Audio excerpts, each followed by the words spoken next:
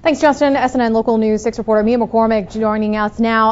A very big announcement from Governor Charlie Crist tonight. He announced he will run for the U.S. Senate with no party affiliation, not as a Republican. Mia joins us now to talk a little bit about what this means and how local folks are reacting to this. Exactly. Well, Crist was very specific about why he decided to take this independent route. He called the current political system broken. Republicans have challenged his views on economic and environmental policy, and he spelled out some specifics when it came to teacher merit pay and offshore drilling. But Crist knows he is now facing the Republican Party and the Democratic Party, and both barrels are aimed squarely at him. He's prepared for the road ahead to be a rough one.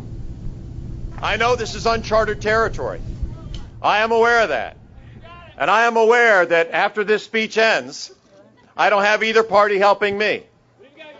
But I need you. I need you, the people, more than ever.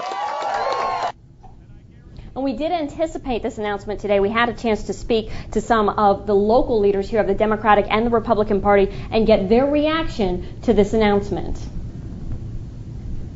Crist's shift towards no party affiliation is spurring some strong remarks from both local Democratic and Republican leaders. We're convinced it's going to put Kendrick Meek in a commanding position to take the lead in the Senate race. Makes my job and makes it puts the party in a very tough situation. Crist's decision to drop his Republican affiliation may appeal to disenfranchised Democrats, a voting pool that Republican candidate Marco Rubio has no chance at. Crist's recent vetoes on 2 GOP bills has Democrats taking notice. Sarasota County's Democratic Chair Rita Fernandino says the party is still counting on voters to identify Crist as a Republican and stick to their party affiliation. We are very confident that it is going to divide the party. Local Republican Chair Joe Gruters says this decision will have a heavy impact on local voters.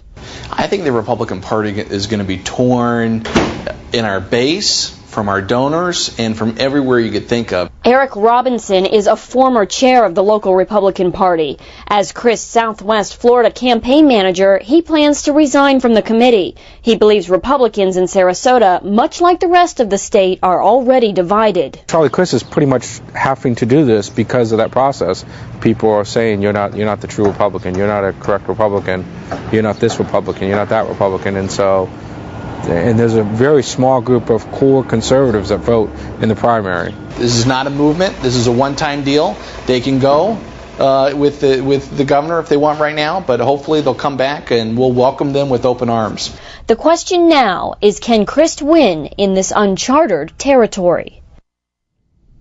There are predictions that we will start to see some resignations from people within the Republican Party starting tonight. We do know that Manatee County Republican Party Chair Paul Sharp will resign to stick with Crist, and as we said a few minutes ago, so will Eric Robinson with the Sarasota County Republican Committee. So assuming that Crist's followers will return to the Republican Party, they'll return to the Republican Party after this race.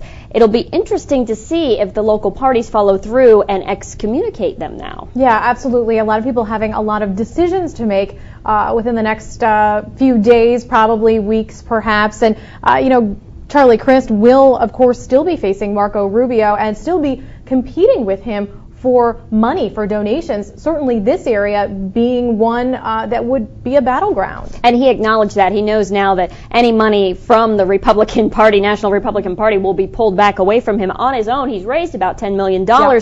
So raising money is not something that's necessarily been something that's hard for him to do, but still having that national backing is something I'm sure he's going to miss. Yeah, and $10 million, certainly absolutely a lot of money. And when you think about what a U.S. Senate race costs in Florida, it tends to be $12 million, $14, $15 million. So he's right around there and just at this point now coming into May. So should be interesting.